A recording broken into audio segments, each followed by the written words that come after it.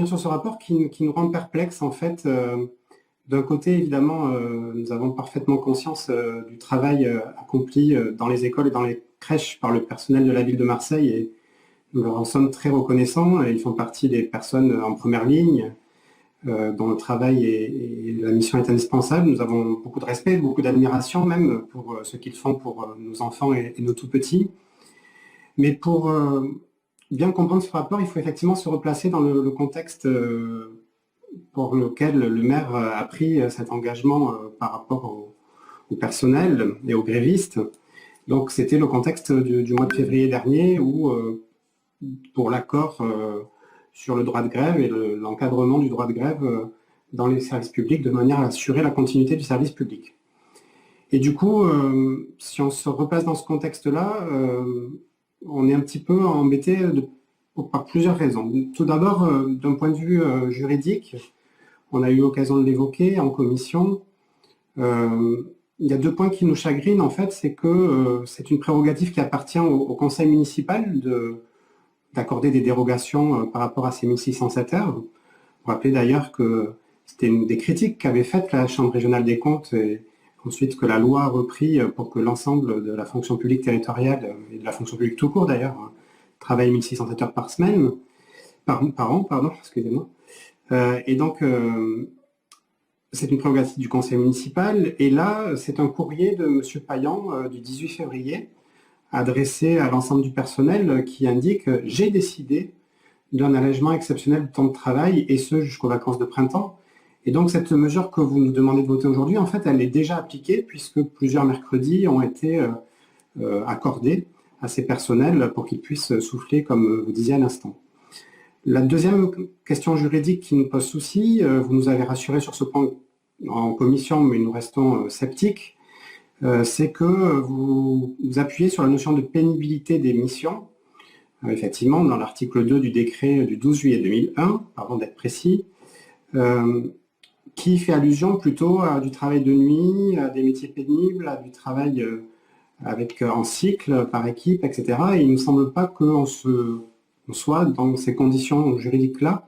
Par exemple, les policiers municipaux bénéficient de cet allègement de temps de travail. Et là, on n'est pas dans la même situation. Et donc, nous pensons qu'il y a une fragilité juridique, et nous ne voudrions pas que vous donniez un faux espoir au personnel, et que donc cette décision soit cassée, le cas échéant, par le contrôle de légalité. Donc, vous nous avez rassuré sur ce point. Nous restons sceptiques, mais dont acte si vous êtes sûr de votre fait.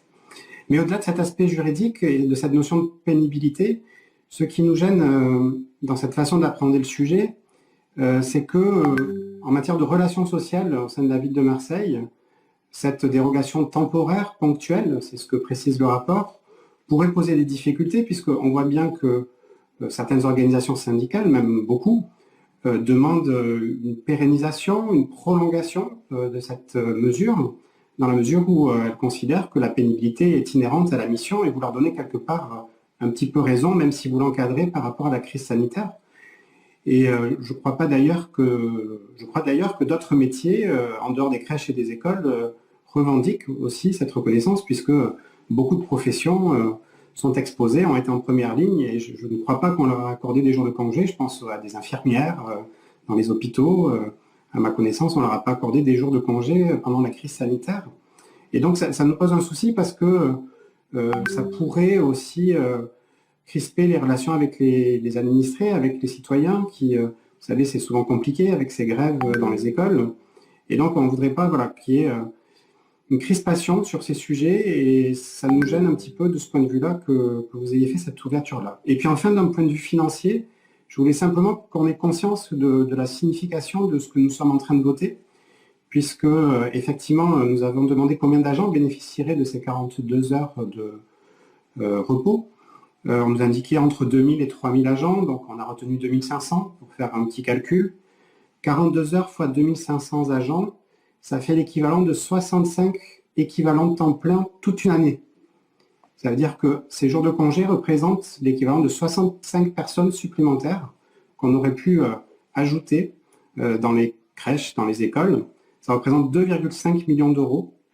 Et si on les ajoute à la prime que vous avez décidé par ailleurs de verser, Monsieur le maire, toujours annoncé ce 8 février dans le contexte de grève de l'époque, 2,5 plus 1,5 million d'euros, ça fait 4 millions d'euros. Donc le prix que paieront les Marseillais, paiera l'argent public pour sortir de ce mouvement de grève, pour sortir des tiraillements au sein de la majorité. On se rappelle bien le contexte du vote, le tiraillement avec les organisations syndicales qui avaient voté pour vous et qui ne s'attendaient certainement pas à ce que vous encadriez le droit de grève. Voilà, donc on trouve que c'est aussi un petit peu cher payé, 4 millions d'euros pour quelque chose qui aurait pu se régler différemment. Et surtout, ce que voulait le personnel, ce n'était pas forcément des jours de congé ou des primes, c'était des recrutements, c'était une meilleure gestion, une gestion moins chaotique de la crise sanitaire. Et donc, évidemment, nous avons beaucoup de, de- de respect pour ces personnes-là, mais nous ne sommes pas certains, pour toutes les raisons que j'ai indiquées, que ce soit forcément le meilleur choix que vous ayez fait. Et c'est la raison pour laquelle nous nous abstiendrons sur ce rapport. Allez, merci, Monsieur Robin. Madame